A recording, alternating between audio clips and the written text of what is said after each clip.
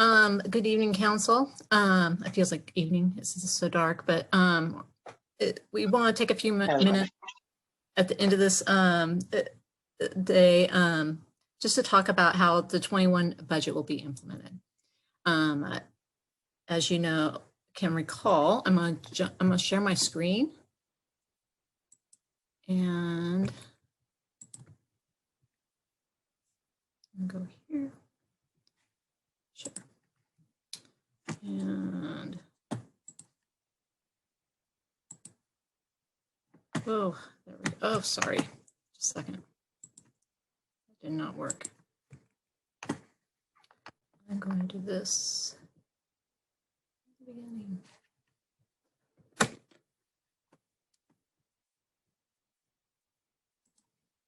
There we go. So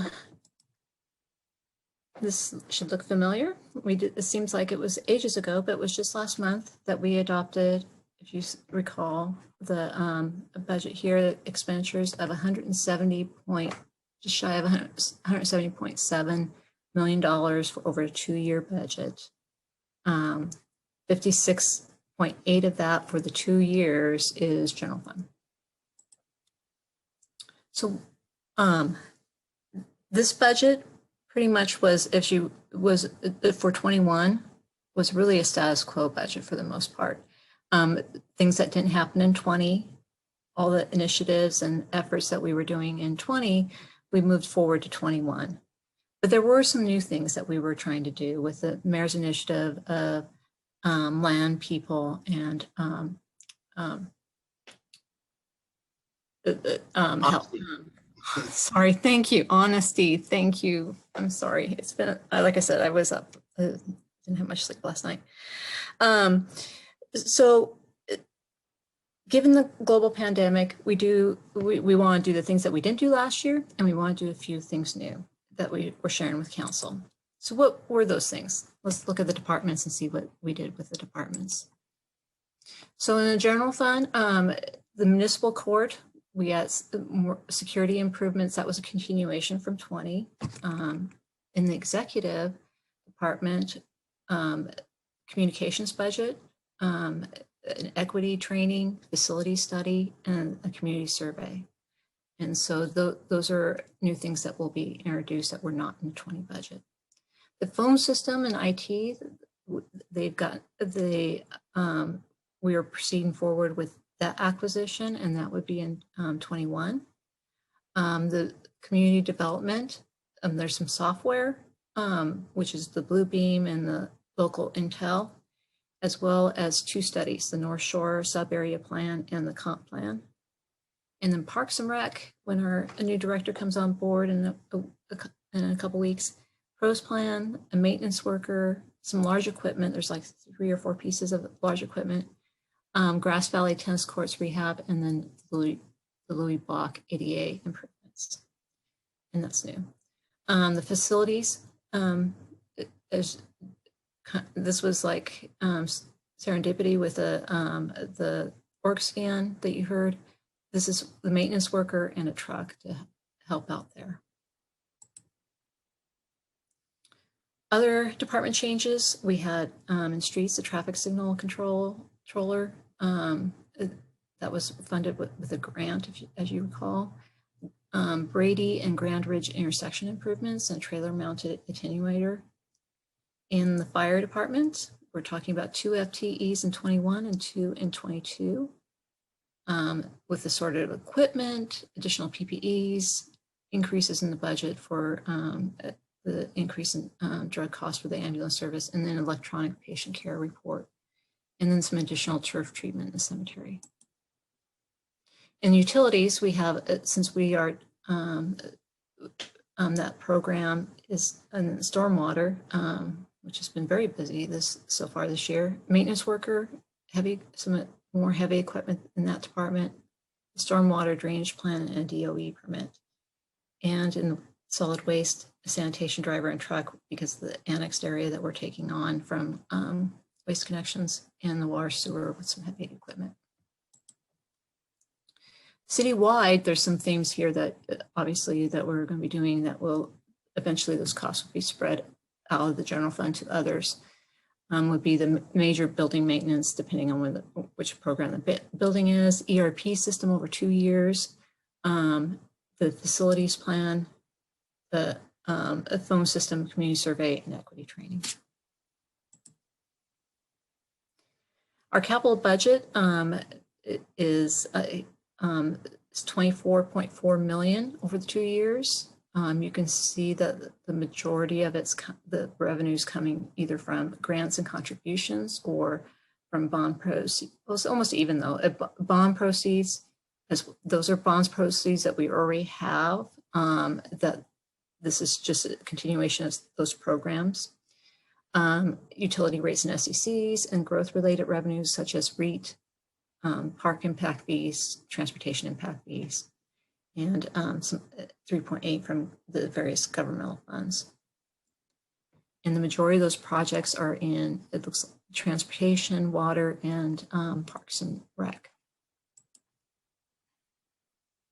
So the big ticket items that I'll just highlight really quick, you'll probably remember most of these: 38th Avenue Phase 3, which is the design and right-of-way, the Northeast 3rd Avenue Bridge seismic retrofit, Lycoming Lake Trail segments, there's about 3 of those segments, Ledbetter House and Rose property maintenance, and lake water quality and dam improvements. Those are 2 that the community definitely wanted in there. New fire truck, garbage truck, and a vacuum truck, Lower Prune Hill Booster Station, and the 343 zone supply transmission line for water. So how will this budget be implemented? That's the question. We did talk in August about tying the budget to the Safe Start, Governor Inslee Safe Start plan, which is broken into 3 phases. As of just a couple of weeks ago, we were still in phase 2 of this plan. We're pretty much gatherings are limited, travel was not encouraged, and we had restrictions on pretty much all our business activities. So in August, we talked about, well, in certain times, we need to tie our budget to something to help us figure out what would be the most, the best way of addressing these issues, addressing the implementation of the plan. So in phase 2, if you look here in the middle, we're talking about limiting, having a limited budget, closer to the prior year. It would have the freezes that we have in place in 20, which was no seasonals, hirings with the exception of the mayor, for the mayor. So he would have the discretion if there was something that we really need to address. Work at home was encouraged, work on the site was permitted. We do have some staff on site working, and no travel, no overtime, and only essential capital. So that was the plan going into this year. We had talked about that. But then the governor has a new phase plan, which is the Healthy Washington, which is a roadmap he's called the Roadmap to Recovery. Right now, he put the whole state in phase 1. He broke up the area in regions. And so it's not just looking at Clark County now, we're with Cowlitz and Skamania counties as well. And so right now, social gatherings are limited to 10 people from outside your household, limiting 2 households. You can see that for our retail shops, they can be at 25% capacity, but the encouragement of curbside pickup is still encouraged. Remote work is strongly encouraged. And then in eating establishments, outdoor dining, and 6 per table, limiting to 2 households again. No more than 30 people at weddings or funerals. Then they also have other restrictions as well as we go into the indoor recreation and outdoor recreation and those types of activities. This would be assessed every week And then if certain thresholds are met that was spelled out in the plan, then the whole region would potentially could move to phase 2. So given this new roadmap, you can see that phase 1 and phase 2 are kind of a blend of where we're at with the prior phase 2. And so, but then the question was, well, what happens after phase 2? And that's going to come out later on. Is our understanding that the governor will release future phases, whether there be 3, 4, or 5, we don't know at this point. So we were trying to come up with a plan to proceed forward. So at this point, I'm going to move forward. So what do we do for 21 and 22? What's our path? So what we're proposing to council is that we're going to do an estimated quarterly plan where we reassess each quarter where we're at and what phase are we at. As you recall, I'm getting ready to do the financial review of in February for the 4th quarter.